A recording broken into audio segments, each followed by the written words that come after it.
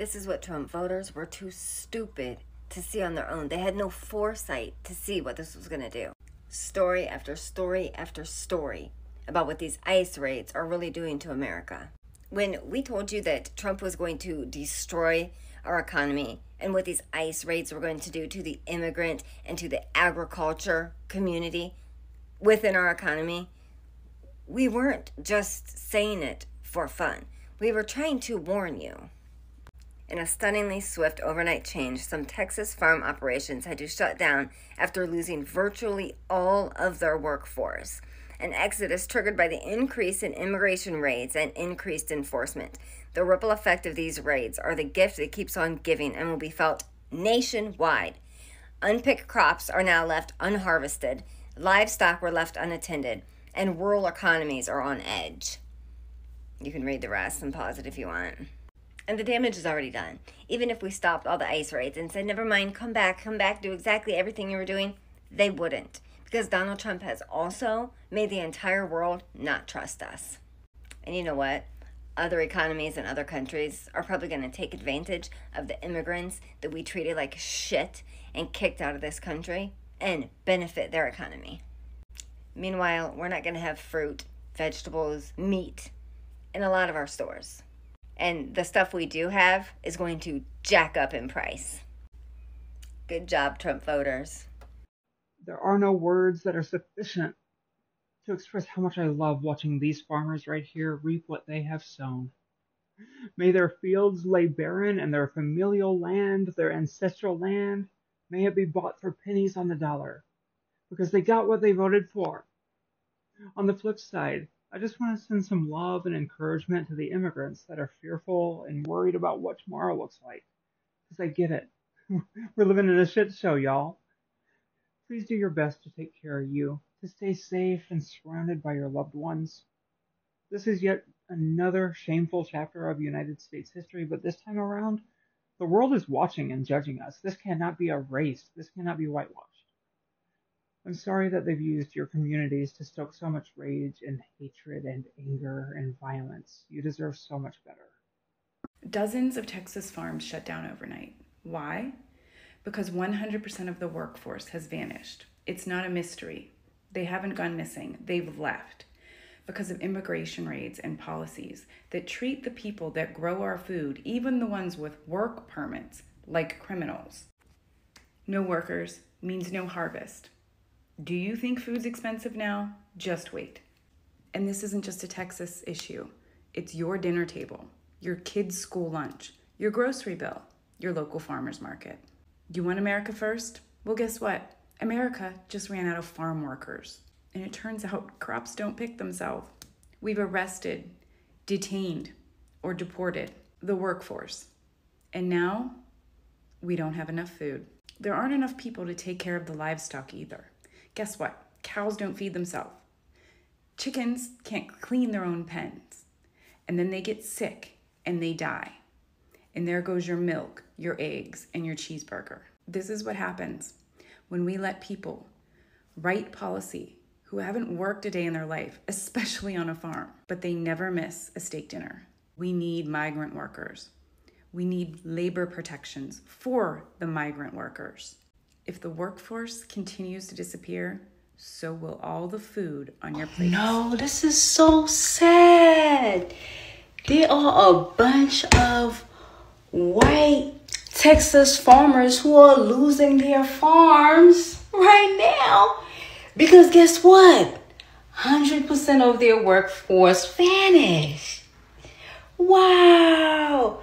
So all those people, who got eyes called on them, they were working on the farms. So now that they're gone, they cannot sustain the farms. You know what's crazy about this video? Because I talked about this like 2 months ago when Trump brought over all these South Afrikaners, farm people, where we find out that they were not really even farmers. And I was talking about this and found out that a few of our dear white farmers here had started losing their farms because of promises that were made to them and was not kept by this administration. So now it's trickling down to some other farmers because now their workforce, they're gone. And I was seeing somewhere where somebody came over, and it was a Caucasian man. He came over from Twitter, and he was like, y'all, a lot of these farmers, white farmers, they thought that black people were going to come and work for their farms. There's a lot going on in this country right now. You know, us heading into possibly World War II. But this is a conversation just to kind of talk about right now. That people are kind of seeing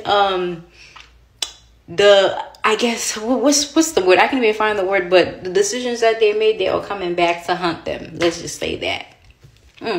So sorry to hear this, but yeah. So I do hope that some of these Native Americans that did lose their lands, that they do get back some of these farms that are being lost.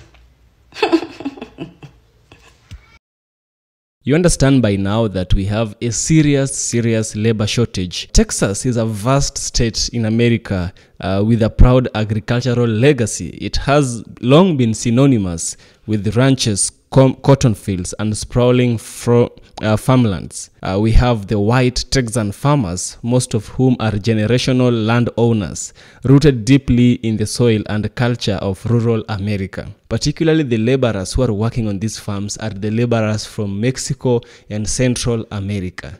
You understand that Trump brought in the ICE. ICE is an abbreviation for the people who deport people back to their countries or anywhere else. They just have to leave America by any means possible. So now, during the Trump administration, there was a wave of hardline immigration policies. These Trump's administration policies exposed the contradiction in conservative rural politics, right? So we are going to analyze, we are going to see how Trump's administrative policies of making America great again has brought about a catastrophe. If not taken care of right now, it's going even to become full-blown, right? So Trump needs to do something because the Mexicans and the Central Americans, who are the Hispanics and the Latinas, are the ones who are working on those farms, but now they have been deported and the remaining are hiding. They can't report to work because they are afraid of getting deported. Yes, simple as that. Now let us listen to what the white people has to say about this. I shall get back by the end of the video, where we shall also have a deep critical analysis. Let's dive in. We're here. We are here at the FAFO stage. This is really bad. And if you appreciate my content, please engage with this video. I'm just going to read this to you. Multiple Texas farms shut down after almost 100% of workforce vanishes overnight. In a stunningly swift overnight change, some Texas farm operations had to shut down after losing virtually all of their workforce, an exodus triggered by the increase in immigration raids and increased enforcement. The ripple effects of these raids are the gift that keeps on giving and will be felt nationwide. Unpicked crops are now left unharvested. Livestock were left untended, and rural economies are on edge. The story isn't just a tale of woe for Texas farms. It's a warning for American agribusiness, food prices, and communities that keep food on our plates. I need you to share this with every Republican you know.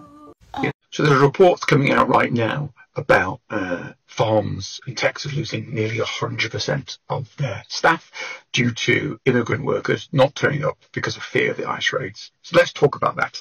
Texas farms generate around $32 billion a year in revenue for the state, huge, valuable, and there's around 100,000 and there's hundreds of thousands of farm workers in Texas. And around 30% of those are foreign born, and around 17% of those are undocumented. So there's a lot of immigrants and a substantial number of undocumented immigrants. Now, the ICE raids have caused people to stay at home because of the fear that they're going to get deported. This means that farms are losing their staff. Some dairies have lost half their workers overnight. That's halts milk operations and also means the urgently being tended to. But it's not 100% of staff, because less than 30% are immigrants in the first place.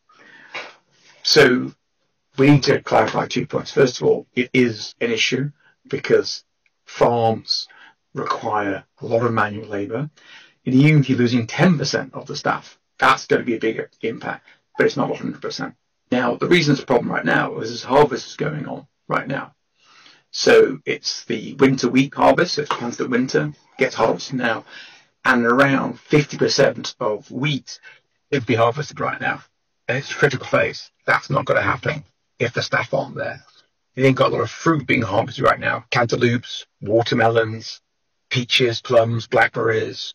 They're all being harvested right now in either central or northern Texas. And these delays could either cause a loss of the crop or a reduced quality and therefore reduced revenue for the farmers. So it's actually quite a big issue. There's also secondary effects. So hay and silage is having troubles being harvested.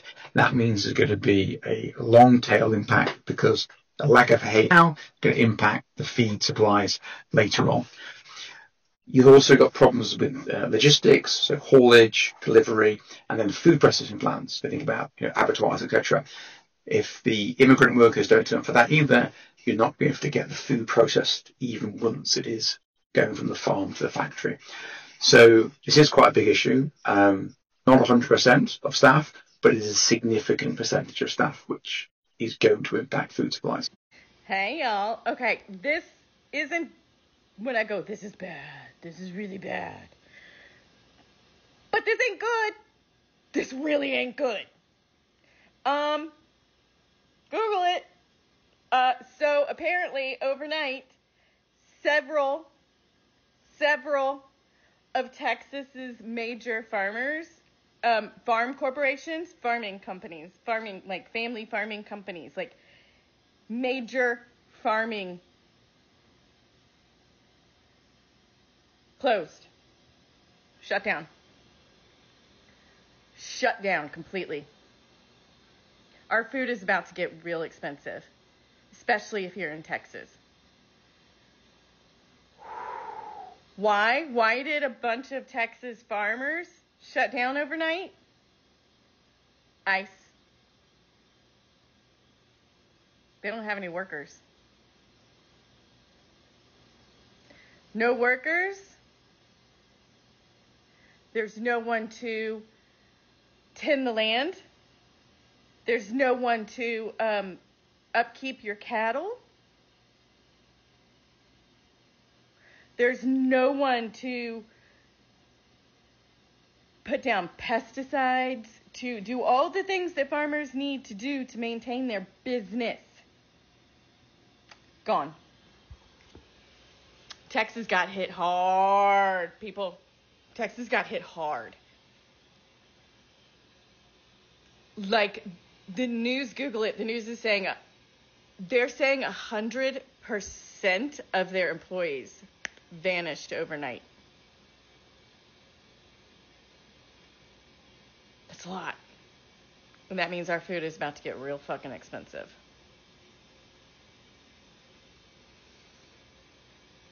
It's time to remember how to cook them beans. Bye. So I just saw this video of this white man who's not MAGA, by the way, or at least he says he's not, but because he damn sure selling the look.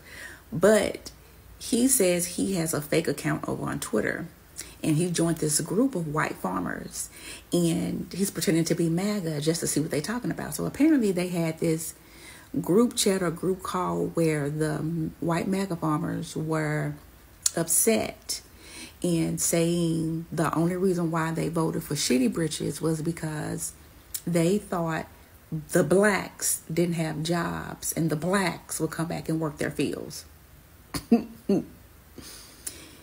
They thought they were going to get slavery back by voting for shitty britches. But they had been saying loud and proud with their chest that immigrants were taking their jobs. Yet, there are a couple of farms here in Texas that overnight lost 100% of their workforce. But immigrants was taking their jobs, right? Racism is expensive, huh? All right, MAGA, get out there. Where are you at? You got your jobs back. You got your jobs that were taken from you. Get out there. Get out there and start working. Get to work. America first. Get out there. 100% haven't shown up to work due to immigration raids, Texas farmer says. America's migrant workers are terrified to work, but unable to stay home. So get out there, MAGA. You got these jobs back. You took them back. You voted. You got your guy in there to get rid of all of those migrant workers. So get out there. Get out there and start working. But for real, I want to shout out to the undocumented migrant workers as they were deemed essential in 2020. They stepped up when this nation needed them most. They have my utmost respect. They should see a pathway to citizenship. Period. Period. They were deemed essential workers, risking their lives in one of the most hazardous jobs in the entire U.S. labor market. They have my full respect. Thank you for your service and your contribution to this country. It's Joe from Georgia. So this is news out of Texas. But folks, these are alarm bells ringing for the entire United States. And our government is not listening. Overnight, multiple farms in the state of Texas completely shut down. And the reason for this shutdown was because they have lost almost 100% of their workforce. Now, we know this is the result of the immigration raids and stricter enforcement, but the ripple effect is going to be felt all the way across this country. Now, you've got crops that are rotting in the fields. You have livestock that is not being attended to at all. And that takes a lot of personnel. And we're talking, so now we're getting every area of food to include meat. And the communities that surround these farms, those businesses and those people who depend on the income from these farms, it's creating disasters for small communities in Texas. Now, this is not stopping at Texas farms. This is going to end up all the way across America, especially in the breadbasket, the middle of the nation, because they have tons of immigrant help. But folks, the alarm bells are ringing.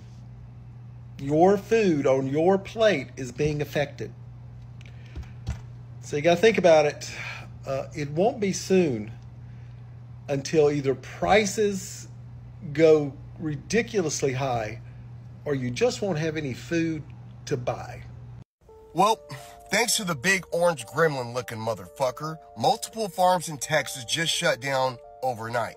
Why? Because ICE raids made nearly 100% of the workforce completely vanish. People ran, got detained, or flat out got scared to death and never came back.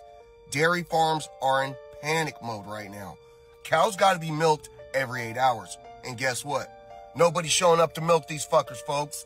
This isn't some Texas problem either. This is happening across the entire nation. ICE isn't just out here enforcing some bullshit laws. They are actively crippling our food systems with fear and chaos. You want to talk about consequences? This ain't just about politics anymore, y'all. It's about what's on your table, what's in your fridge, or what's about to be missing from your fucking store. These Nimrods aren't saving America. They're starving it. This is breaking news. Texas farmers are sounding the alarm on this tariff war. And in more breaking news, nobody cares. Yeah, I don't know if it's just me or maybe it's some of you too, but as far as farmers sounding the alarm, I don't care. I have to admit, I don't care at all, because the last time Donald Trump was president, 100,000 farmers across the country lost their farms. Yeah. So overwhelmingly, farmers voted for this man again. knowing full well of his history the last time he was president. So, from me to you, farmers, I don't care. I don't care how bad things get for you. I don't care if you lose your farm. I don't care if you... I don't care. At least I don't care to hear about it. I really don't. Because this is exactly what you voted for. And you're going to get what you voted for. You're going to get 4 more years of Donald Trump not giving a damn about farmers whatsoever. So, enjoy. Hello, Americans who like to eat. I'm Linda, and I want to talk about empty grocery shelves. They are coming, and sooner than we think. There's a 3,000 per day immigrant detention quota. 40% of farm workers in the United States are undocumented. You do the math. Farms are an excellent place to find undocumented immigrants to detain and deport, depleting the workforce. And now, those who haven't been rounded up are afraid to show up. Let's look at just one state, Texas. According to farmers, this issue has been affecting their farms for a couple of weeks, but overnight, it bottomed out. On several Texas farms, nearly 100% of farm workers aren't showing up. So what does that mean for you? Remember Trump's comment about having 2 dolls instead of 30? Cows are milked 3 times a day. No workers, no milk, and some very unhappy cows. What if your grocery store, instead of getting 30 gallons of milk, gets 2? 28 families will not be able to buy milk. Now extrapolate that among produce. Produce that instead of being harvested is rotting on the vine. Texas is one of the top 10 producers of 40 major commodities. It is the 4th largest agriculture producer in the nation and 2nd in animal products. And it's not just cows not being milked and produce rotting on the vine. 1 in 7 Texans works in an agriculture-related job. If farms stop working, those jobs are affected. Workers not earning money aren't paying taxes. And yes, undocumented workers pay taxes. Without money coming in, they will cut back on things like restaurants and small businesses, movie theaters, wherever they spend their discretionary income. Last week, Trump ordered a halt to immigration enforcement at farms. But it may already be too late to solve the current problem. The lack of workers now mean farms won't hit full production this year. And if they lose planting now, there is nothing to harvest later. Yet despite Trump's assurances, a few days after his statement, the administration resumed the raids. Vance says the administration plans to continue clearing the country of undocumented immigrants. Quote, we're enforcing everywhere. In other words, you ought to voluntarily go back and come through the proper channels, unquote. That can literally take years. And frankly, it doesn't protect you from being deported. In the meantime, the question remains, how long are you willing to go without food? Bye, Americans. Have a nice day. Texas is continuing the F around and find out stage. Guess what just hit 0 before Donald Trump's approval rating? Right there. Farm labor attendance, 0. Entire fields, whole crews are ghosting fields, leaving fruits and vegetables to rot because the Donald Trump administration is too busy playing cat and mouse with people who just want to feed America. To the MAGA people who are saying that immigrants are taking your job, this right here is your opportunity. Pick yourselves up by the bootstraps, get those buckets, and pick those strawberries. No more hiding behind those welfare checks that are padded behind blue state dollars. You wanted the raids, you got them. Now get in those fields and pick those fruits and vegetables before you watch the produce aisle turn to a luxury boutique section. Chop, chop, man. We dress up as ICE agents and help escort people, immigrants that are at their court hearings or court proceedings and escort them home. I mean, it's easy to do. Who even knows if any of these ICE agents are even real ICE agents? We don't know. They don't show you their face. They don't show you anything. They don't show you any badge. They don't show you any ID. They don't have warrants from a judge. I mean, how hard would it be to impersonate an ICE agent? And who knows if these people that are snatching up people that are undocumented or even citizens, whether they're even truly ICE. You do not know that. But we could go and order the same clothes, order the same things, which maybe that's all what they've done. They're in unmarked cars You don't even know they're an official car. You don't know any of these people are even legitimate. They may just be Proud Boys. They may just be a vigilante group. You don't know. But guess what? We could do the same thing, and you could escort people, give them a ride home, take them home, get them home safely, and you can make sure this is something that we could do to help people so that they are able to follow the law under the Constitution as they're doing, and Donald Trump and his team clearly are not. What do you think? Love to hear from my Democrats, my MAGAs, my crazies, my cuckoos, my burned out light bulbs. Am I cray-cray, or what do you think? I don't know. I've seen this idea batted around, and I think it's something we could think about. Let me know what you think. Regarding all these farmers that are now crying about possibly losing their farms because they voted for Trump, this is why you absolutely should not feel bad for any of these farmers that voted for Trump. Now, the ones that didn't vote, yes, feel sorry for them, go support them, do whatever you need to do. But the ones that voted for Trump, do not feel sorry for them, and let me tell you why. I am a builder, and I've been building shit in Oklahoma City going on like 20 years now, and farmers are not stupid. If you have the ability to manage a farm and understand the weather, the climate, your machinery, the chemistry that goes into your crops, you are not a stupid person. You're just not. And especially when you come from generational farming, you have the ability to look ahead and predict what you need to survive. And so when you have two candidates where you have Kamala Harris on one side giving you a whole fucking list of shit that she's going to do for you and make your life better, and then you have Trump on the other side who can't even come out with a normal sounding sentence, and you still vote for that guy, and you are a farmer, you are either racist or sexist or both. And they're only crying now because now they are being treated exactly how they voted for other people to be treated. Got that? They are being treated how they voted for other minorities, people of color, everybody else, poor people, sick people. That's how they voted for other people to be treated. And now they're the ones being treated that way by losing their livelihood, their homes, their income, their farms. So do not feel sorry for them. This is exactly what they had coming.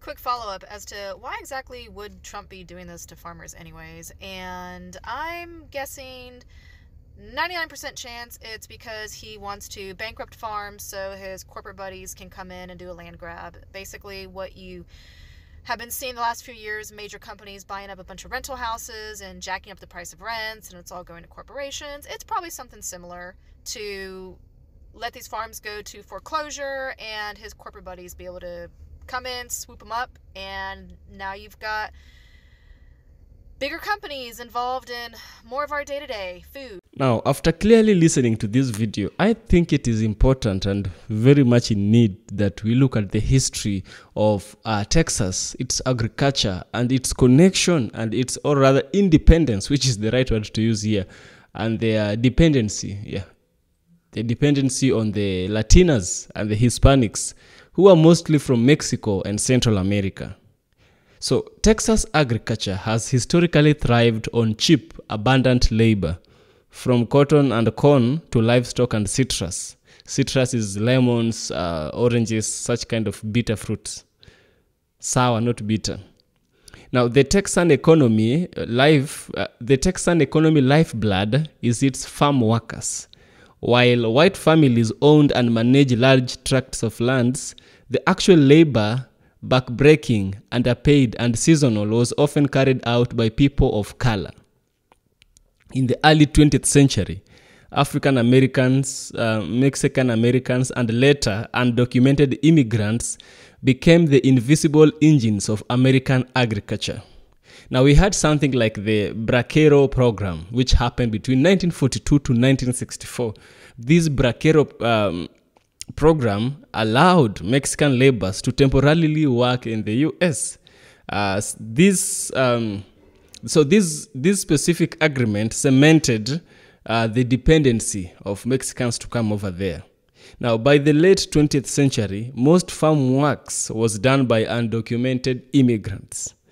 Texas white farmers, despite their public political conservatism and nationalism grew accustomed to this supply, largely undocumented, non-unionized, and vulnerable.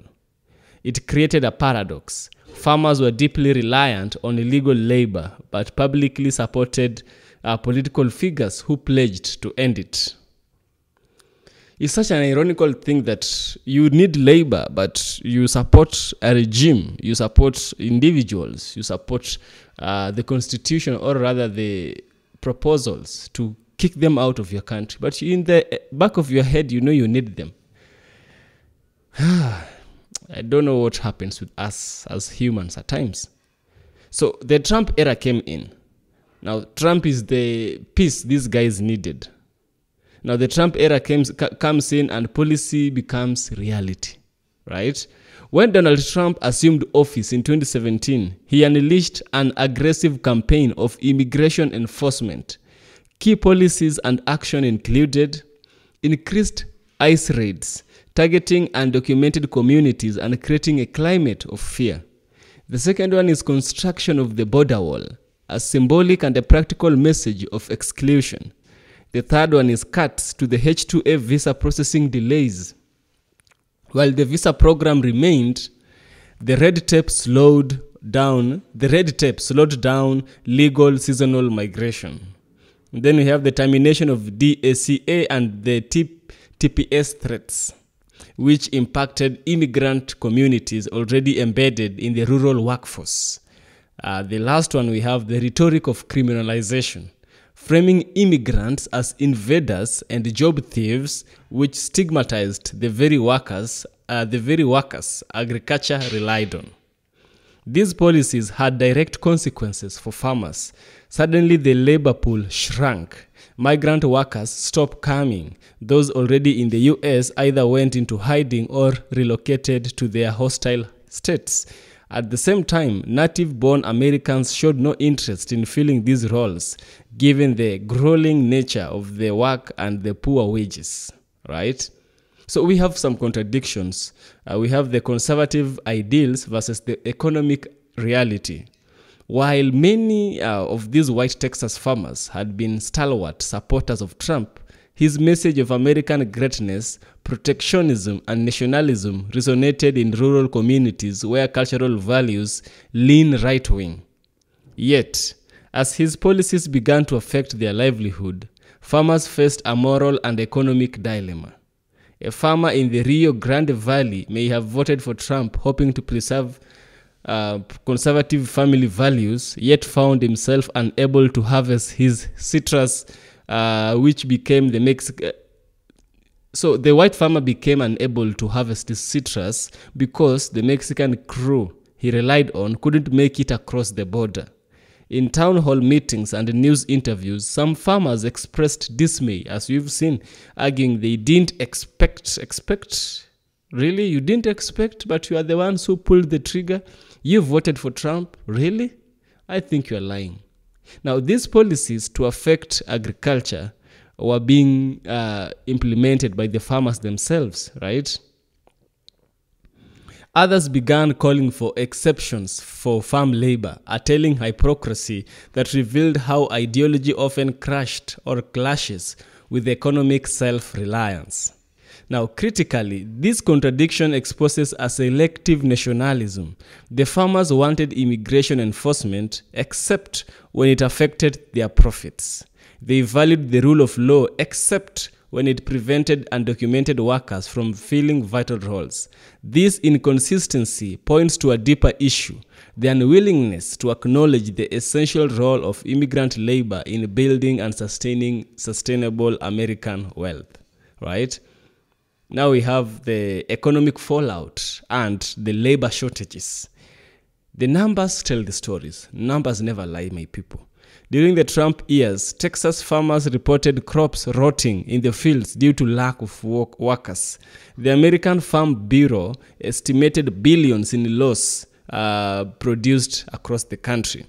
The problem wasn't simply a shortage. It was a structural collapse of a labor system that had been informal, flexible, and exploitative for decades. Attempts to replace migrant labor with mechanization or domestic workers largely failed, right? Americans simply didn't want the jobs even when they offered higher wages. One California firm tried to hire American citizens at $15 an hour for harvesting crops. Few applied, fewer stayed. Farm work isn't just low paying, it's physically demanding, repetitive, and conducted in extreme weather conditions. Meanwhile, the H-2A visa program, the legal avenue for temporary agricultural workers, was underfunded, understaffed, and riddled with inefficiencies. Farmers complained of bureaucratic delays and complicated requirements. Instead of reforming the program to better meet agricultural needs, the administration focused on punitive measures against undocumented workers.